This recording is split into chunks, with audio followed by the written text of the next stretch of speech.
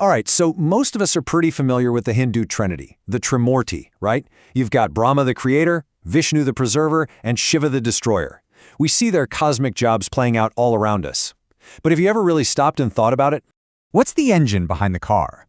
What's the actual fuel that allows creation, preservation, and all that transformation to even happen? That is the big question we're diving into today, and believe me, the answer gives us a blueprint that is incredibly useful in our own lives. Because here's the thing, behind any great force, there's always an even greater power source. You can't have a light bulb without electricity, right? It's just impossible. And in that very same way, the Trimurti can't do what they do without their own essential driving force. And that force has a name, Shakti. It's the divine energy. It's the raw power of will, of knowledge, of action itself. And it's not some separate thing from the gods. It's totally intertwined with them. The masculine divine and the feminine divine energy, they are two sides of the very same coin. So, what is this Shakti? Well, just like the one ultimate truth shows up as three distinct gods with three different jobs, the one primary energy source, Adi Shakti, also manifests in three specific forms to power each of those jobs. And together, they're known as the TRISHAKTI. Okay, so this is where it all clicks into place. For Brahma's role, creation, the energy that drives him is Saraswati, and she represents Jnana Shakti, which is the power of knowledge. For Vishnu's job, preservation, his power source is Lakshmi, who embodies Iksha Shakti, the power of will. And finally, for Shiva's work, transformation, his energy is Parvati, who is the embodiment of Kriya Shakti, the power of action. So you've got knowledge, will, and action. Let's break down what each of these really means. So first up, we've got Jnana Shakti. This is all about pure knowledge, wisdom, having a vision, having a plan. I mean, think about it. Brahma creates, but how? He needs a blueprint, right? A divine plan. That's the wisdom that Saraswati provides. Because creation without knowledge, that's just chaos. Next, there's Icha Shakti. This is the power of will, of intention, of desire. Vishnu's job is to preserve the whole universe. But what fuels that endless task? It's the sheer will, the intention, and the resources and good fortune that Lakshmi embodies. This is the energy that makes you want to see a project all the way to the end. And finally, that brings us to Kriya Shakti. This is the energy of pure action, of making things happen. Shiva's role is to transform, to dissolve the old so the new can be born. And that takes a huge, dynamic, sometimes even fierce energy. Well, that's Kriya Shakti, embodied by Parvati, who you often see in her powerful form as Durga. This is the energy that just gets it done. So knowledge, will, and action. I know it sounds a little cosmic, a little abstract, but what does it actually look like in our day-to-day lives? Let's use a fantastic analogy to make this crystal clear. The simple act of building a house. Okay, imagine you want to build a house. What's the very first thing you do? You don't just start digging a hole in the ground. No, you plan. You hire an architect, you get a blueprint, you figure out the budget. That right there, that's Jnana Shakti, the power of knowledge, at work.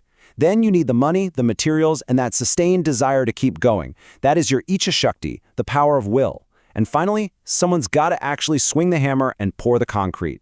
That's Kriya Shakti, the power of action. And this just shows you perfectly why you need all three. It's like a three-legged stool.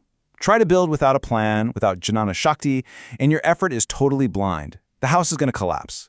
Without Icha Shakti, the will and the resources, well, that beautiful blueprint just gathers dust in a drawer. And without Kriya Shakti, the actual work, nothing ever gets built, period. The key is, all three of these energies have to work together, in balance. And hey, this isn't just about building houses. This three-part formula, knowledge, will, and action, is pretty much a universal key that you can use to achieve almost any goal you can think of. Let's just look at a couple more examples. You want to pass a tough exam? Well, you need the knowledge from studying, that's your jhana, you need the willpower to stick with it, that's iksha, and you need the action of actually showing up and writing the exam, that's kriya. What about succeeding in business? You need market knowledge, a great plan, jhana. You need capital and a burning desire, iksha, and you need to execute, day in and day out, kriya. It's the same pattern again and again. Okay, and this brings us to what is, for me, the single most profound insight in this entire framework. It's all about the difference between what we see on the surface and the invisible forces that are actually driving everything from behind the scenes. This right here is the big aha moment. The Trimurti, creation, preservation, destruction, those are the results that we see in the world. They're the visible effects. but the TRISHAKTI, knowledge, will, action, they are the hidden invisible energies that cause those results to happen. Let's look at it this way. What does the world see? We see the CEO making a big decision. We see the king's rule. We see the flame burning bright. That's the visible action. That's the Trimorte. But what's hidden? What's the real cause? It's the vision and the culture driving that CEO. It's the will of the people supporting that king. It's the oil and the wick that allow the flame to burn. That's the TRISHAKTI, the hidden energy. So if the visible result is just the effect, and the hidden energy is the real cause, what does that mean for us? Where should we be focusing our time, our attention, our efforts to actually get what we want in life? And here's the answer. This is the secret sauce. You don't chase the effect, you cultivate the cause. You focus on the hidden energies first. You build up the right knowledge, you nurture a powerful will, and you commit to focused, consistent action. And the visible results, the success, the achievement, they will follow automatically. And you know what's so cool? This wisdom has been hiding in plain sight for ages. Just notice how in so many divine pairings, the feminine principle, the Shakti, is almost always named first. It's Sita Ram, not Ram Sita. It's Radha Krishna. It's Lakshmi Narayan, Gauri Shankar. Why is that? Because the Shakti is the prime mover. The energy always comes first.